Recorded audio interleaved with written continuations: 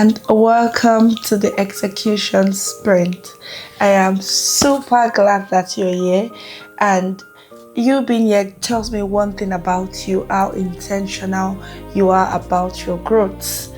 For the next 3 days, we will be learning so much. So I want you to stay tuned for every single day, not missing a single day, because we will be learning about execution, and this is not the type that just gives you the motivation but does not make you move, but the kind of execution that brings your dream to reality, that brings every single idea in your head to life. Over the next 3 days, we'll be talking about execution, strictly execution, not positive thinking, not motivation, not just hope, not just vibes, but the kind that brings your very dream to reality. Today, however, I will not be starting with action because I know many of you came here so pumped that, yes, so what am I supposed to do? What am I supposed to do next? What? Just tell me how to go about it. No. Today, I'll be starting with something very powerful, something that it is the very beginning of every business, every ministry, every journey, the very beginning of it all, which is the idea. I need you to realize that before anything became visible, it all started as an idea. Before the business started, it started as an idea. Before the ministry, it was an idea. Before the career shift, it was an idea.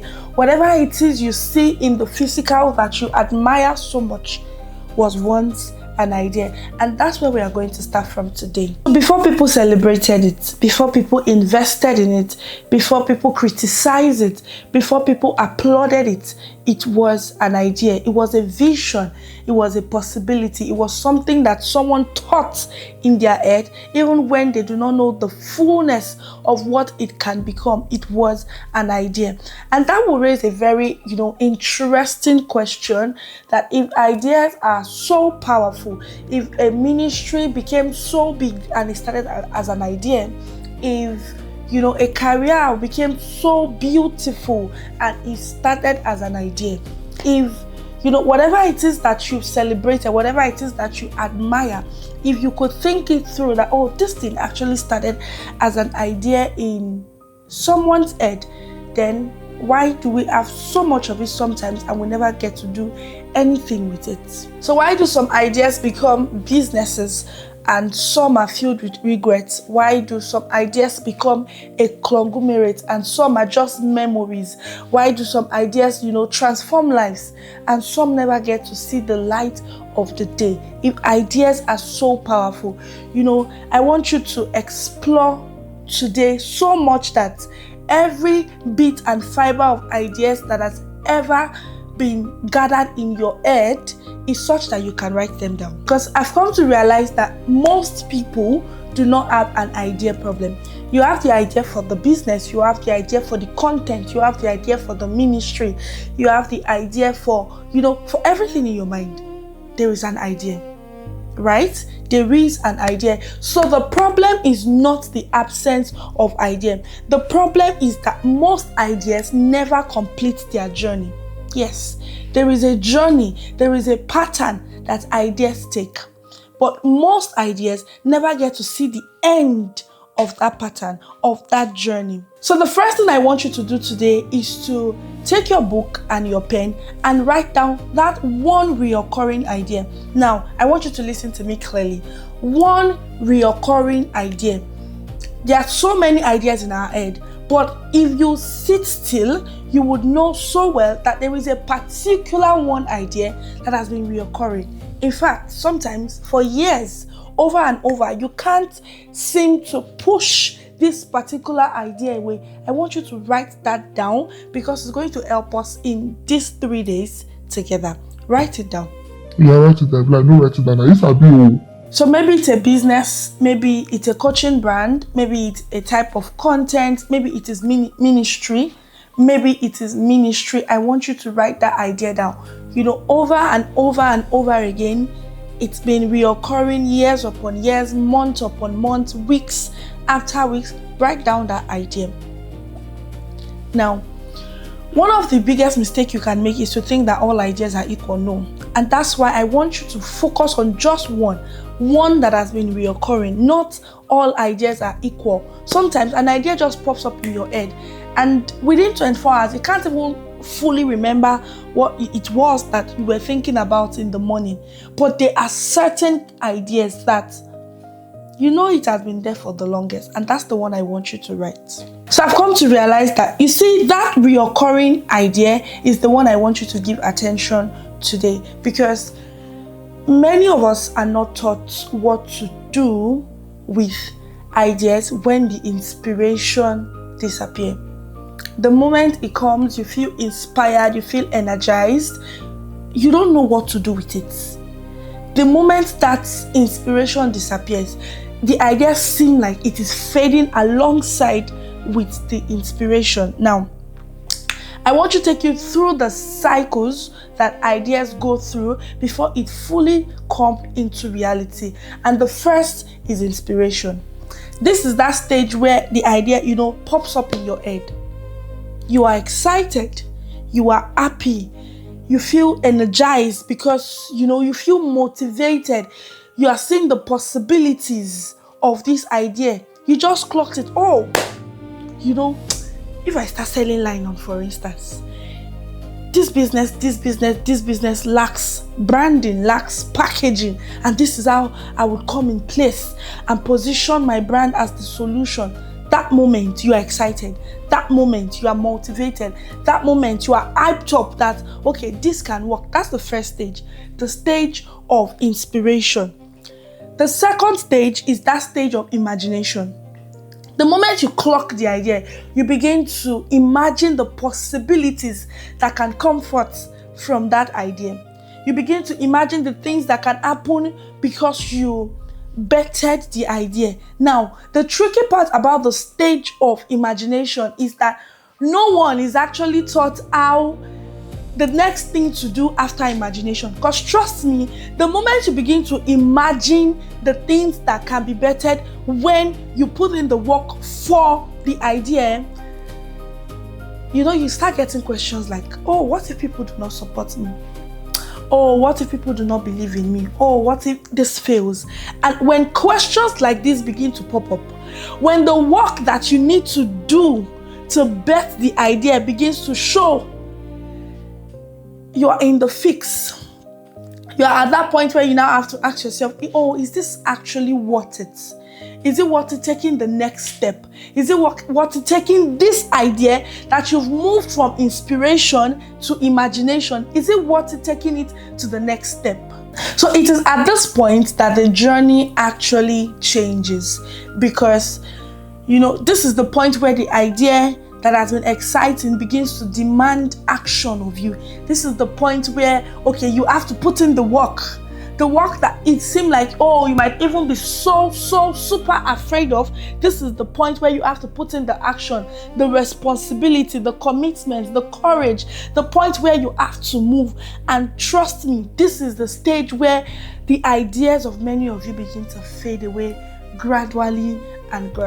So now, the point where your ideas begin to demand movement, the point where your ideas begin to demand commitment, the point where your idea begins to demand action, this is the point where the idea gradually begins to fail.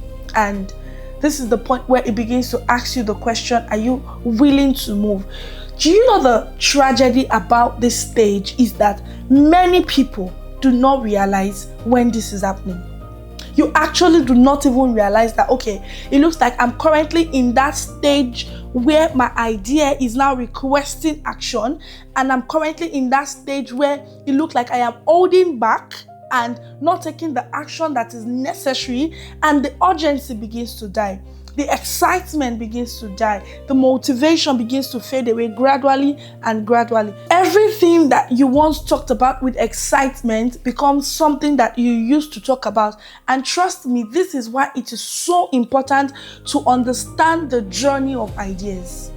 It is so important to understand the journey of ideas. If you do not know how an idea lives, you might not know how it dies.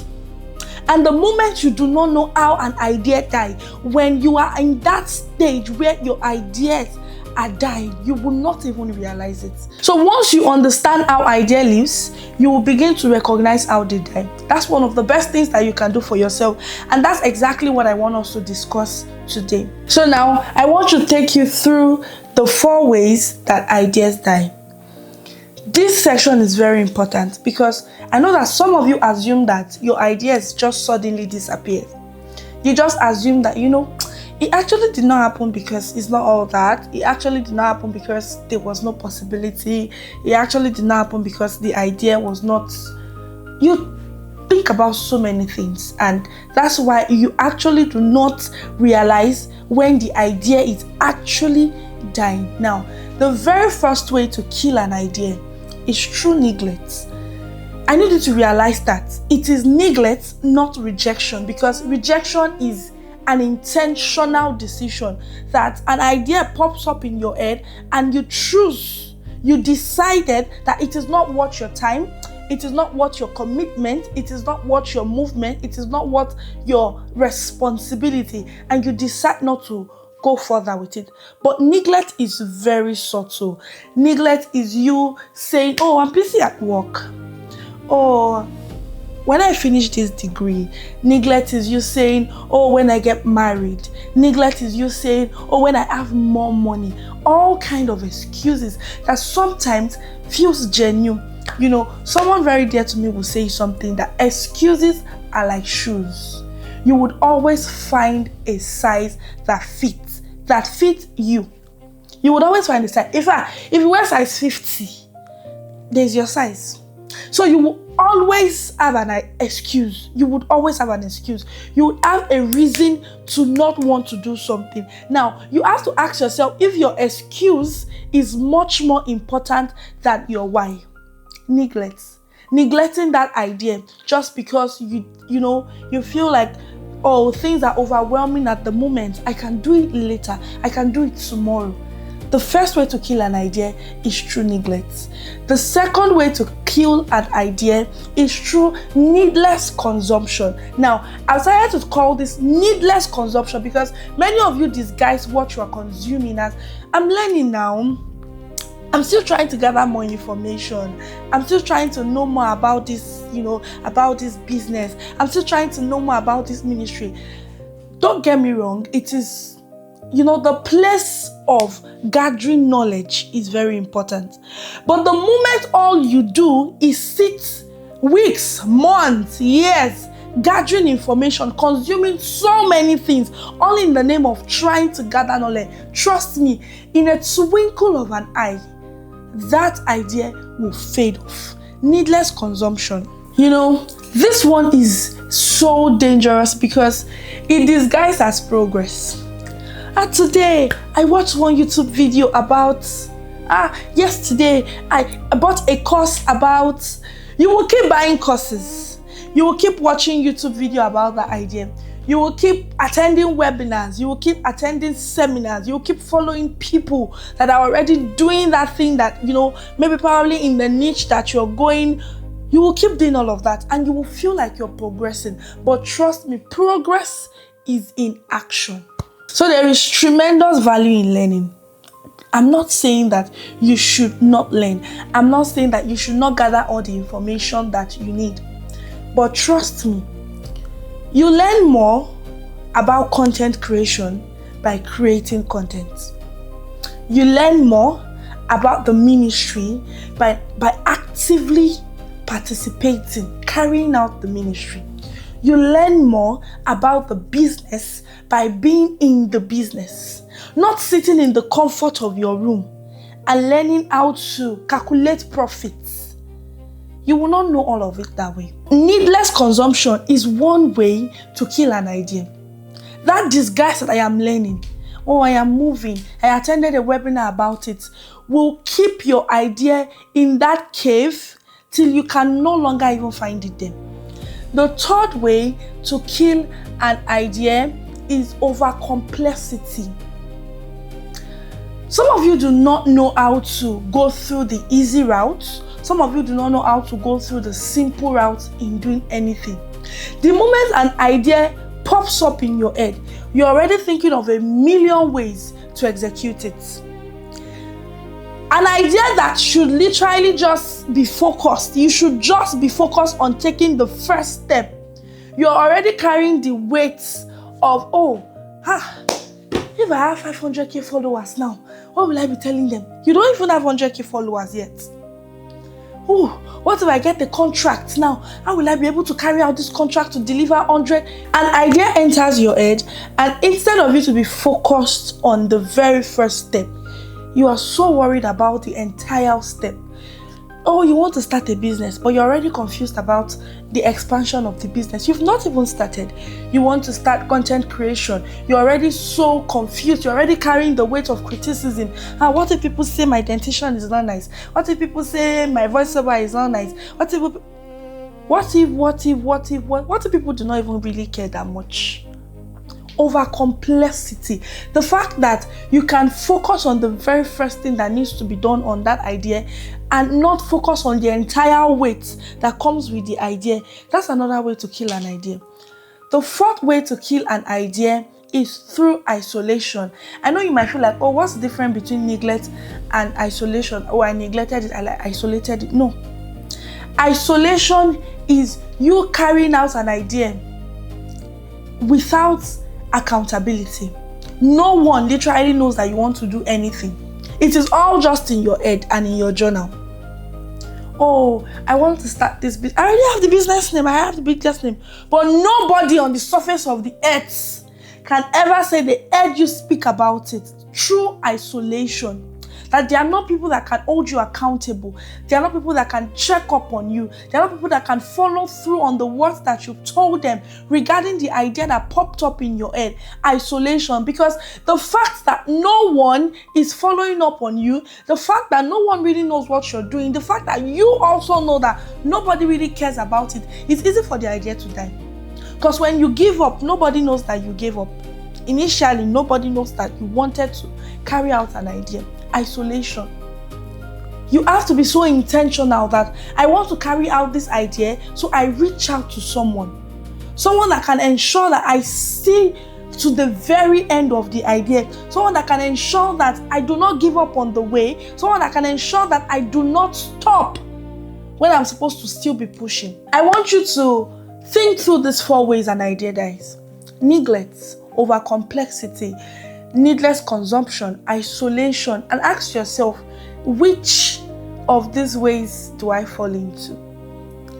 Over the years, weeks upon weeks, months after months, which of these ways has taken my ideas to the grave? Because some of you genuinely, you want to carry out the idea, but it's so easy for you to get distracted by the things of life. It's so easy for you to get distracted by, excuses that sometimes to you feel valid. So I want you to bring this home. I want you to think about your life. I want you to think about that thought in your head. I want you to think about your goals. I want you to think about the things you've been saying that you want to do, not just the things that the society expects of you. Because I know that many of you have so many things to execute, but one of the reasons why it can be so difficult for you to execute anything, why you will struggle with execution, is because you've been disconnected with your own desires. Everything that you're chasing, everything that you're trying to be, every idea that you're trying to even bring to reality is what the society expects of you, is what your friends are saying, you're very good at this, why not do it? Is what your parents are saying to you, is what the church is saying to you, is what the community is saying to you. You are somewhat disconnected from your own desires. And just before you know it, you stop paying attention to the things that matters to you. So today, I'm going to give you an audit. This is more of an assignment for every single one. And you're expected to submit this assignment. Yes, every single person will submit this assignment. So this is more like an audit. And if necessary, at this point, I want you to pause the video, get your notepad, get your pen, or open your note on your phone, because I want you to write. And nobody's grading your answers, and this is not to judge you or to make you live with guilty conscience. No. So the very first question I want you to answer in your audit for today is, what is the longest idea that has stayed with me? I need you to notice that I did not say what is the newest idea. Not something you just thought about 2 days ago, not something that just popped up in your head while you were in the bathroom this morning. What is that one idea that you know has stayed with you for the longest? That one idea that has been reoccurring, that one idea that has even probably passed that stage of excitement. You're no longer so excited about the idea, but it is still there. What is that idea? The second question is, why has that idea not been a reality yet? Now, this is the point where you're being honest with yourself. This is the point where you sit with yourself, call your intents time, call your heart, call your mind, call your spirit, your soul, and your body. And tell them, let's have a family meeting. This idea has stayed with us for the longest. Why have we not achieved it? One thing you can do for yourself while answering this question is to not just reach out for the external reasons, because I know that some of you are so quick to do that. We've not done it because we don't have money. We've not done it because somebody is willing to support us. We've not done it because we've not been able to buy that course. No. Look beyond the external reasons and be genuine with yourself. If I had the money today, would I have carried out this idea?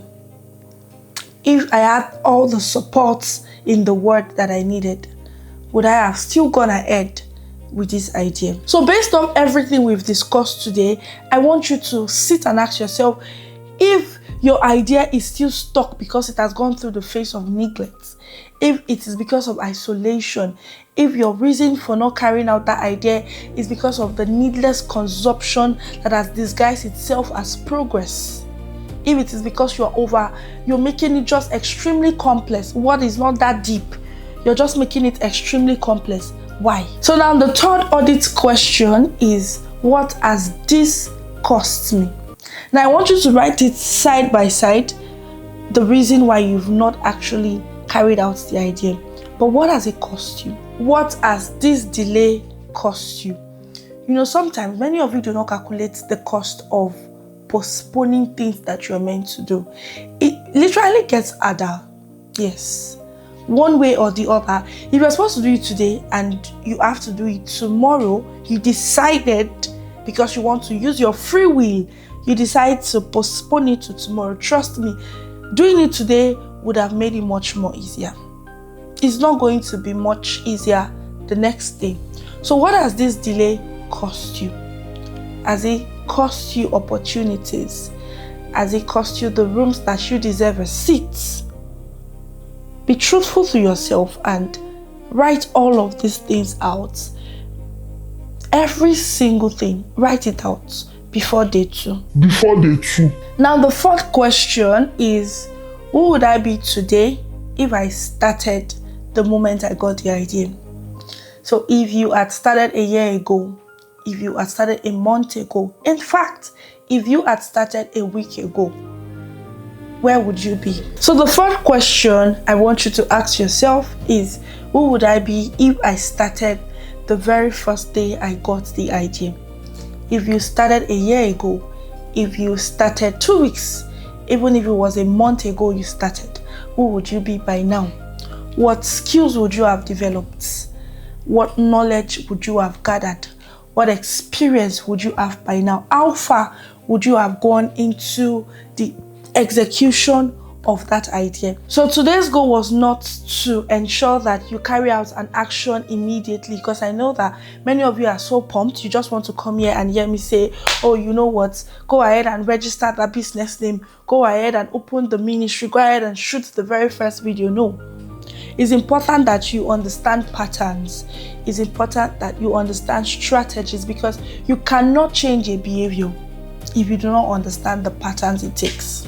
Tomorrow we are going to be exploring what keeps you stuck, how that you can have an idea, you are still excited about it, you've imagined it, you're willing to carry take the steps that is needed, you're willing to do the actions that is required, you're willing to give it the full commitment that is needed, but you're still stuck. You don't know the very first step to take. You don't know how to go about it. That is what we are going to be talking about in day 2. So I want you to come with your answers for today's audit questions, and I want you to come prepared tomorrow. It is so important that you have one idea all through these 3 days.